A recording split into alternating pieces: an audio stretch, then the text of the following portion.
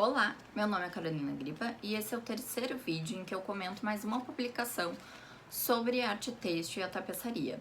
E hoje eu vou trazer um catálogo de uma exposição que ocorreu na Pinacoteca de São Paulo e no Centro Cultural dos Correios, no Rio de Janeiro, em que o tema era sobre um artista brasileiro que provavelmente vocês já conhecem, porque ele realmente é um dos maiores artistas têxteis aqui do Brasil. Esse é o catálogo, Norberto Nicola, Trama Ativa. Acredito que alguns de vocês já conhecem esse catálogo. Ele é realmente um belo catálogo. Ele tem toda uma pesquisa por trás, com documentação, fotografia, e isso aparece muito no catálogo. E eu vou começar falando um pouquinho rapidamente sobre a curadora, Denise Matar. Eu acho que ela é um nome importante pra gente se conhecer de curadoria aqui no Brasil, e também porque ela é a curadora de uma exposição a ser aberta na Fundação Iberê, que vai trazer tapeçarias do artista Iberê Camargo. Então, vamos começar com o sumário. O primeiro texto é do próprio artista, o Norberto Nicola, que ele escreveu em 2000. Então, ele já estava com uma idade mais avançada, né?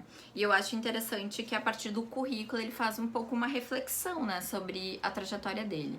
Que ele fala assim, quando alguém ou pede o seu currículo, ali tem muito pouco do que realmente foram todas as experiências que tu teve ao longo da vida, e que muitas vezes as experiências valem muito mais, ou pessoas que tu conheceu, conversas que tu teve, trocas que tu teve ao longo da vida, valem muito mais do que realmente cursos e certificados que estão no currículo. Acho interessante a curadora começar com esse texto justamente porque vai refletir no próprio texto dela, porque ela vai trazer muitos nomes de pessoas que foram amigos do Nicola, que influenciaram ele. Então acho bacana começar com esse texto. Depois, em seguida, nós temos o texto intitulado Nicolino, um grande amigo, um grande artista, que foi escrito por Adolfo Lerner. Para quem não conhece ou nunca ouviu falar sobre Adolfo Lerner, ele é um dos grandes colecionadores de arte do Brasil. Ele é de São Paulo e pelo texto, né, pelo próprio título do texto, a gente nota que ele foi um amigo do Nicola e tem peças na coleção dele, do artista. E o fato que acho mais importante trazer, né, desse texto, que é um texto super afetuoso, muito bonito, é que ele comenta que aos 60 anos ele ganhou um presente do Nicola, uma tapeçaria que se chamava Trama Ativa, que é justamente o nome da exposição. Então, o terceiro texto do catálogo é intitulado O Mundo de Norberto Nicola, que foi escrito pelo Murilo Ribeiro de Araújo. O Murilo Ribeiro, ele foi companheiro do Norberto Nicola, ele é o responsável por ter mantido a documentação que o Norberto Nicola organizou durante toda a sua vida, com os catálogos, recortes, enfim, cartas. Acredito que deve ser um material muito vasto. E também é importante citar no texto que ele trata muito da Casa Atelier do Norberto Nicola, que ela existe ainda, ela fica em São Paulo, né, onde o artista viveu, e realmente ali tem algumas fotos no catálogo que mostram os teares, todo o material, tá aberto à visitação, não se torna como se fosse não é um museu casa, né? O que seria excelente se fizessem, na verdade, né, uma fundação, Norberto Nicola, enfim, algum lugar para se manter a história desse artista. E logo em seguida, nós temos então diversos textos escritos pela curadora Denise Matar, que vão contar então mais sobre a trajetória do Norberto Nicola, que vai ser o meu foco desse vídeo. Acho importante começar esse vídeo trazendo que o Norberto Nicola, em 1950, que é quando ele começa a se interessar por arte, ele tinha 20 anos, então ele era muito novo, e aqui no Brasil a gente tá recebendo uma grande influência da abstração, e é por essa linha que o Norberto acaba se identificando e buscando seu primeiro mestre, que foi o Samson Flexor, no ateliê abstração. O Flexor cria o ateliê em 1954 e dá aulas de pintura, desenho, mas sempre nessa linha da abstração. E assim são as primeiras obras do Norberto Nicola, que ele vai participar de muitos eventos e exposições do ateliê. O que é importante, acho, citar desse momento é que o próprio Nicola fala, o grande mestre dele foi o Flexor, Mas não só por ele ter sido o primeiro professor de artes, vamos dizer assim, mas também no ateliê abstração circulavam muitas pessoas do meio. No texto diz que ali iam Alfredo Volpi, Tarsila do Amaral, André Lott, Pedro Maria Bardi. Então, realmente foi uma maneira do Norberto Nicola se iniciar e entrar no sistema, conhecer as pessoas, que é muito importante para uma trajetória de um artista, né? E também outro ponto crucial desse momento da trajetória dele, é ali que ele conhece o Jacques Duché, então que foi o parceiro de tapeçaria dele, né? O Jacques Duché era 9 anos mais velho que o Nicola, então comenta que ele via muito o Duché como um mestre, né? E é bem interessante que a partir ali dos anos 50 para 60 é que começa a ter um interesse dos dois pela tapeçaria. Eles comentam que talvez a questão da própria pintura não interessava mais, e Denise Matar cita 3 influências que foram bem importantes pro Nicola resolver ir para a direção da tapeçaria. Comenta de uma exposição do grupo Espace, não sei comentar muito bem, mas é um grupo de Paris de 1951, que reunia artistas geométricos abstratos, então que já era da influência que o Nicola trabalhava, né? Arquitetos e construtores, e que eles viam nessa questão de relacionar arte com artesanato muito forte, junto com a arquitetura. Que isso, enfim, é algo comum desde o século XIX, né? Que vai perpetuando e chega muito no Brasil no século XX, né? Também outro fato importante para o Nicola fazer a sua decisão para ir para a tapeçaria é que em 1956 vai ter uma exposição das tapeçarias do Le Corbusier, que eu comentei no outro vídeo, né, que ele fazia, e realmente o Le Corbusier era um grande incentivador e apoiador da tapeçaria. E outra pessoa que foi importante foi o próprio Jacques Duché. Ele era um artista francês que veio morar no Brasil, mas então o Jacques Duché já trazia essa influência da nova tapeçaria que estava acontecendo na França. Então esses foram passos decisivos para o Nicola resolver enfrentar, né, e seguir para esse caminho, que era um caminho que ele não tinha nenhum conhecimento. Acho isso bem interessante da trajetória, tanto do Jacques Duché e do Norberto Nicola, porque aí nesse momento a vida deles se cruzam, né? Que eles não conheciam nada sobre tapeçaria. Então eles recorrem a Regina Gomide, que ela começou a produzir tapeçaria ali nos anos 20, ela também é um nome muito importante. Mas então eles vão atrás dela, ela vive em São Paulo também, e é ela que dá o primeiro tear a eles, para eles começarem a fazer os seus testes e aprenderem a tecer. E os dois então abrem em 1959 o ateliê Duché Nicola, só que eu acho interessante que demorou 2 anos para eles apresentarem aos outros a sua tapeçaria, né? Então realmente mostra que, claro, eles tiveram que aprender, né? A técnica era algo que eles não tinham conhecimento, então demorou um pouco até eles se sentirem mais à vontade de começar a apresentar as primeiras obras. Então a primeira exposição vai ocorrer em 1961, como eu comentei. E já em 63, e realmente, a Denise Matar comenta que é muito elogiada a produção deles, que é realmente já nessa fase que a gente começa a ter todo um movimento da tapeçaria internacional, né? Então eles começam desse movimento cada vez se envolvendo muito mais com a tapeçaria. Eu falo os dois porque realmente Jacques Duché foi um parceiro nessa época, né, do Norberto Nicola.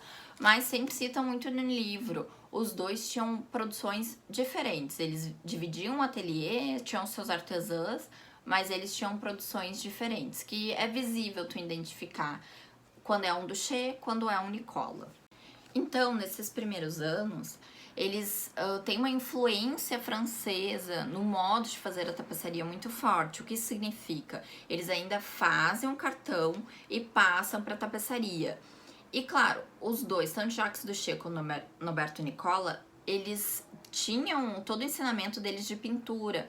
Então tem um momento do texto que até se comentam, parece que o Nicola trocou as tintas pela lã, mas ele ainda não tinha uma liberdade, uma experimentação com a tecelagem, com a tapeçaria tão grande, que isso é uma segunda fase da produção dele. E para ter esse corte, né, da tapeçaria bidimensional para tapeçaria tridimensional e também começar a pensar mais sobre as técnicas e o que o tear pode oferecer para a obra dele, vai ter um momento que é muito decisivo, quando eles veem a obra da polonesa Magdalena Abakanowicz, que tem um olhar diferente sobre o tear, que foi algo que eu comentei no segundo vídeo até, né?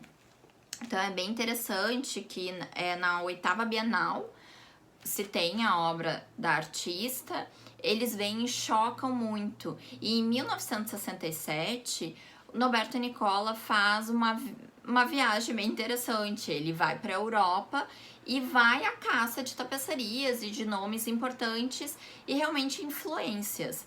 Nessa viagem, ele vai conhecer Pierre Pauli, que é um dos organizadores da Bienal de Lausanne. Ele também vai à Croácia e conhece a artista Jagoda Bilk, que também era uma artista que estava reformulando a tapeçaria, pensando em novos materiais. E ela também é uma das artistas que vai trabalhar com a tridimensionalidade de uma maneira muito forte. Ela também expõe na Bienal de São Paulo.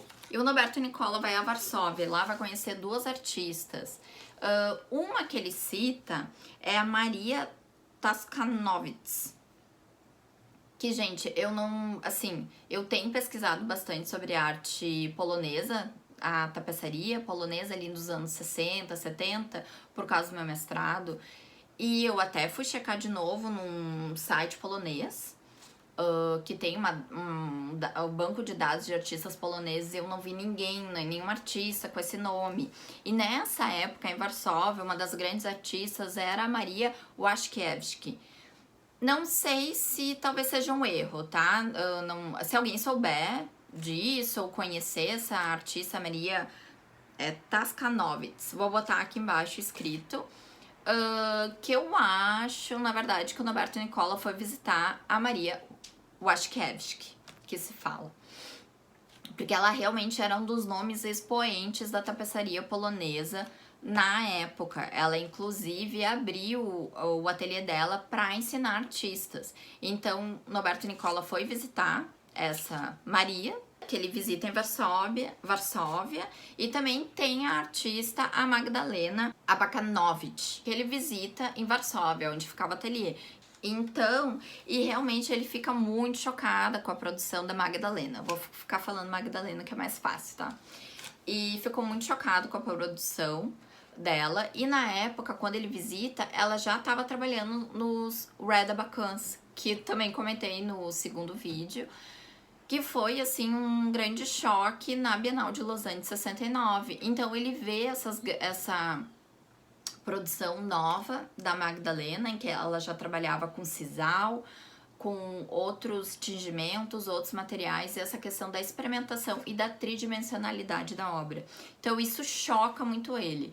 E a Denise comenta no texto que Nicola já estava procurando algo novo para a produção dele da tapeçaria, e essa viagem realmente é muito importante para dar uma guinada na produção dele. Daí eu acho que chega um dos pontos mais importantes da trajetória, tanto do Jacques Duché e do Norberto Nicola, que o que acontece? Em 69, depois dessa viagem, eles fazem uma exposição na Galeria Documento, em São Paulo, em que eles lançam o texto manifesto Formas Tecidas, que realmente que eu acho muito interessante. Claro, quando a gente pensa em tapeçaria, a gente pensa em algo bidimensional, nas tapeçarias antigas.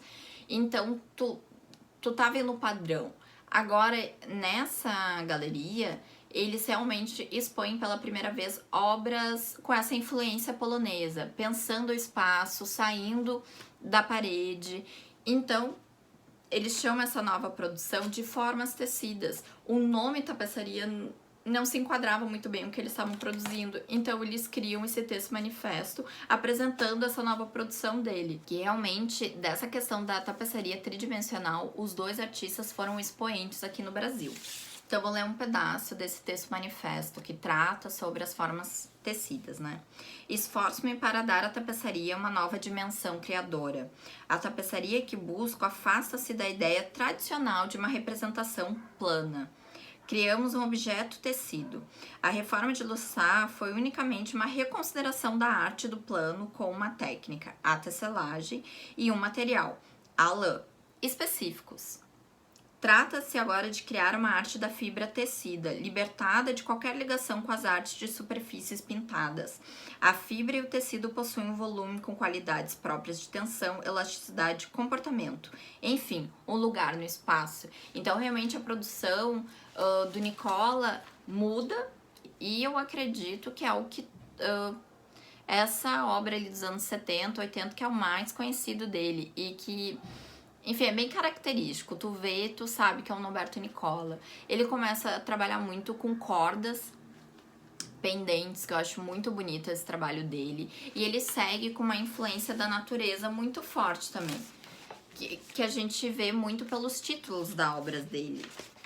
Que a gente vai ter obras com Sombra Verde, Raiz Viva, Amazonas, Visão de Verão, Paisagem Imaginada.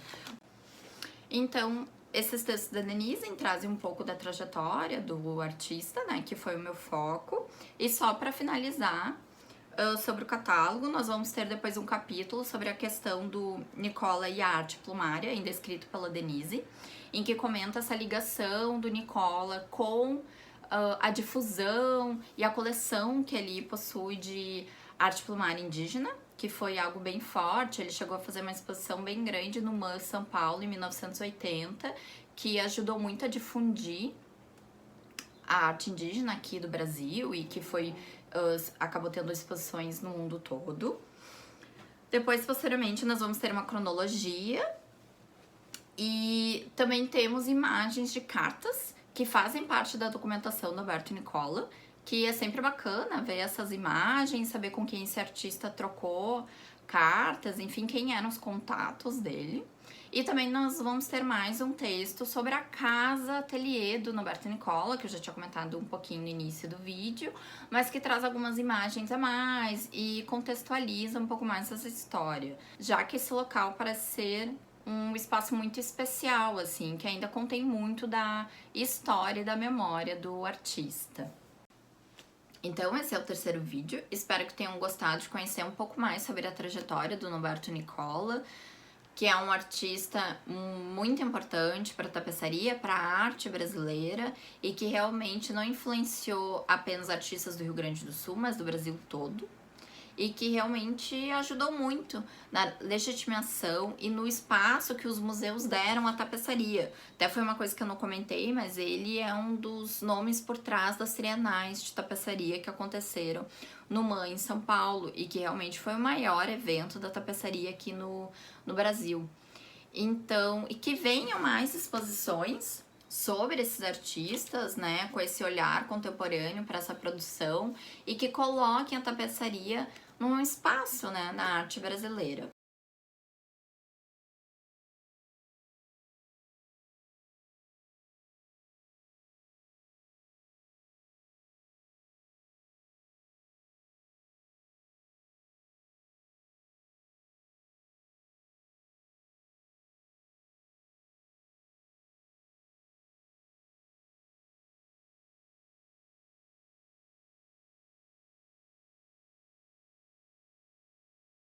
É isso, então, muito obrigada e até o próximo vídeo na próxima terça. Abraços e obrigada!